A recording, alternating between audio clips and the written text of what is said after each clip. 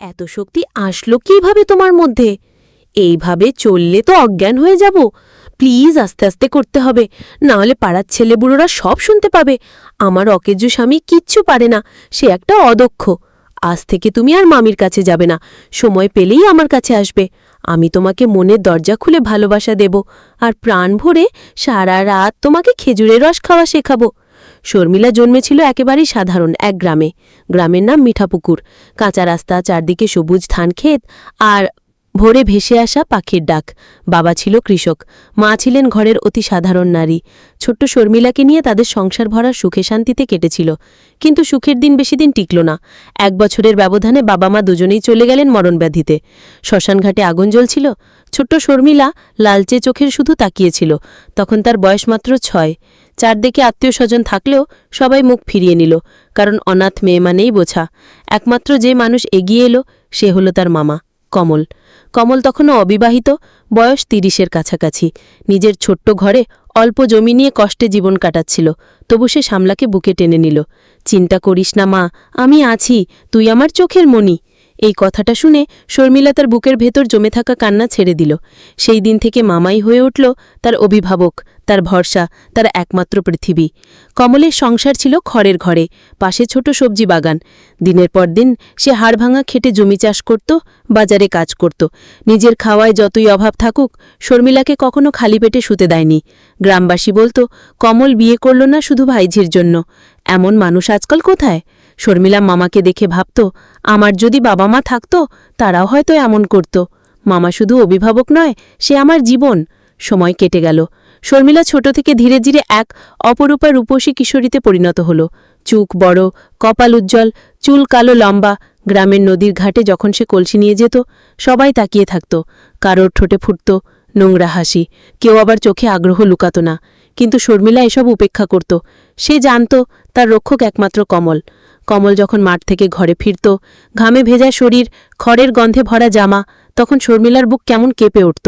কমলও পরিবর্তন বুঝতে পারছিল।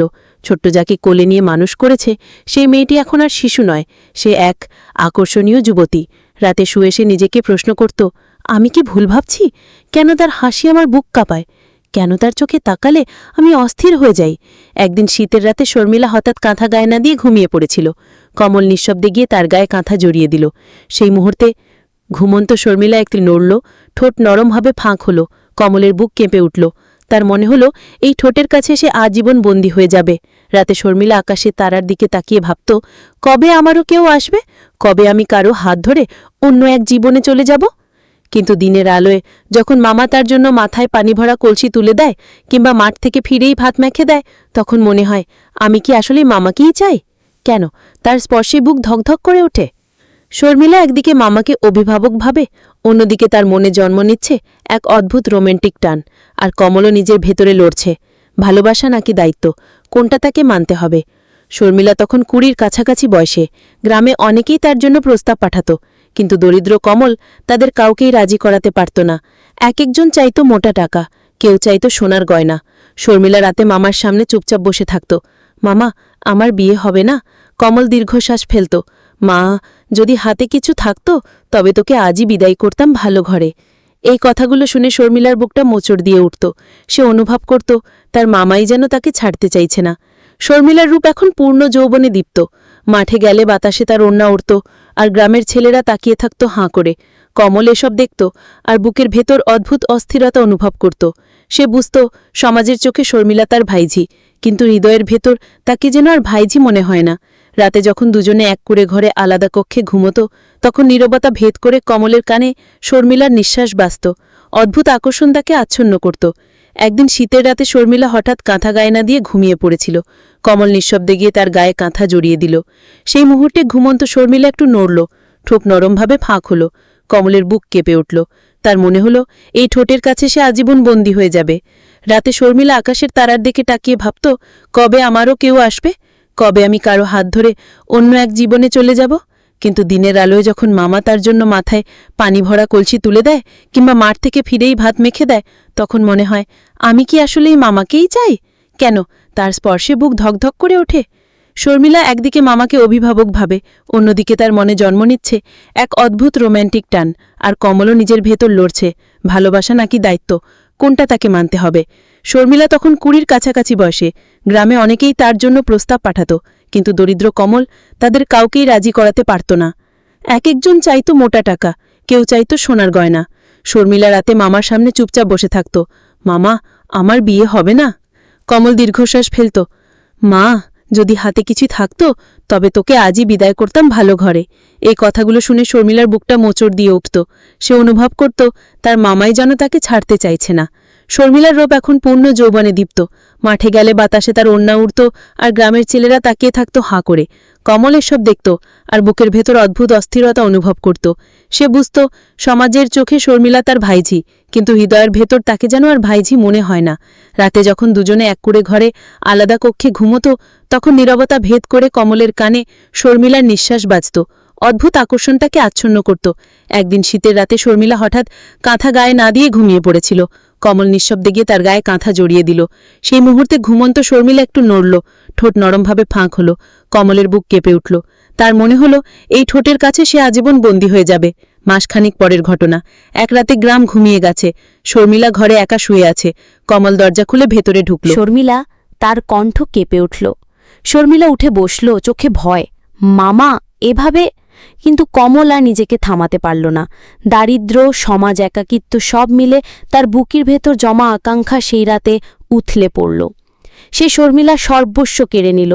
শর্মিলা কাঁদতে লাগল, বুক চাপড়ে বলল, তুমি আমার ভরসা ছিলে, তুমি আমার অভিভাবক, আজ তুমিই আমাকে ভেঙে দিলে কেন? কমল নির্বাক হয়ে বসে রইল। তার চোখে অপরাধ বোধ, তবু ভেতরে কোথাও এক অদ্ভুত তৃপ্তির ছায়া। এরপর থেকে শর্মিলার জীবন আর আগের মতো রইল না। বাহ্যিকভাবে সে মামার সঙ্গে সংসার চালাত, কিন্তু ভেতরে ভেতরে ভেঙে পড়ছিল। রাতে নিঃশব্দ কান্না ভিজিয়ে দিত তার বালিশ।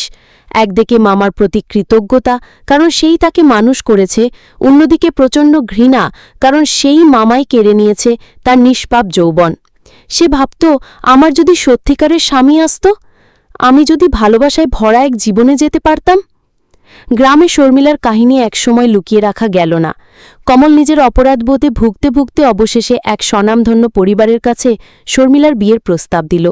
সেই পরিবার ছিল শহরে ধনাঢ্য ব্যবসায়ী দুলাল চৌধুরীর ঘর।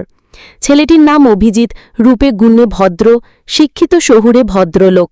বিয়ে হলো ধুমধাম করে। গ্রামের অনেকেই হিংসায় কাঁপল, অনাথ মেয়ে এমন ঘরে যাচ্ছে। কিন্তু শর্মিলার বুকের ভেতর তখনও কাঁদছিল। সে জানত তার শরীর ও মন আগেই কলুষিত হয়েছে। অভিজিৎ প্রথম রাতেই শর্মিলার হাত ধরে বলল, তুমি আমার জীবনের শ্রেষ্ঠ উপহার, তোমার চোখে আমি আমার ভবিষ্যৎ দেখি। শর্মিলার বুক কেঁপে উঠল, তার চোখ ভিজে গেল অশ্রুতে। অভিজিৎ ভেবেছিল এটি খুশির কান্না, কিন্তু শর্মিলা জানত এর ভেতর লুকিয়ে আছে ভয়ের পাহাড়। ধীরে ধীরে অভিজিৎ তাকে ভালোবাসা দিয়ে কাছে টেনে নিল। শহরের আলোকিত ঘরে সাজানো বিছানায় যখন অভিজিৎ তার ঠোঁটে ঠোঁট রাখল, শর্মিলার মনে হলো এই তো সেই স্বপ্নের মুহূর্ত যেটা আমি ছোট থেকে চেয়েছিলাম। তার শরীর জুড়ে আগুনের শিহরণ বয়ে গেল। প্রথমবারের মতো সে ভালোবাসাকে রোম্যান্টিক উত্তাপে অনুভব করল। কিন্তু যখনই অভিজিৎ ঘুমিয়ে পড়ত, শর্মিলা নীরবে চোখ মুছত। মনে পড়ত সেই ঝড়ের রাত, সেই মুহূর্ত যখন মামা কমল তার নিষ্পাপ জীবন কেড়ে নিয়েছিল। শহরের সাজানো ঘরে বসেও সে অনুভব করত, আমি কি সত্যিই পবিত্র? আমি কি স্বামীর সামনে সত্যটা বলতে পারব?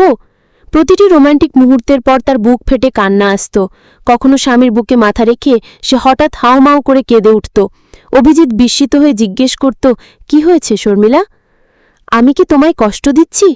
কিন্তু শর্মিলা সত্যিটা বলার সাহস পেত না। একদিন অভিজিৎ তাকে জোর করে কাছে টেনে নিল। তার চোখের দিকে চেয়ে বলল, শর্মিলা, আমি তোমার চোখে এমন এক কান্না দেখি যা আমার কারণে নয়। তুমি কি আমাকে কিছু বলতে চাও? শর্মিলা শুধু মাথে নাড়ল। কাঁপতে কাঁপতে সব ঘটনা খুলে বলল। মা বাবার মৃত্যু, শর্মিলার কাছের কমলের দারিদ্র্য, আর সেই ভয়ঙ্কর রাত। শুনে অভিজিৎ স্তব্ধ হয়ে গেল। কয়েক মুহূর্তের নীরবতা যেন দুনিয়া থমকে গেল।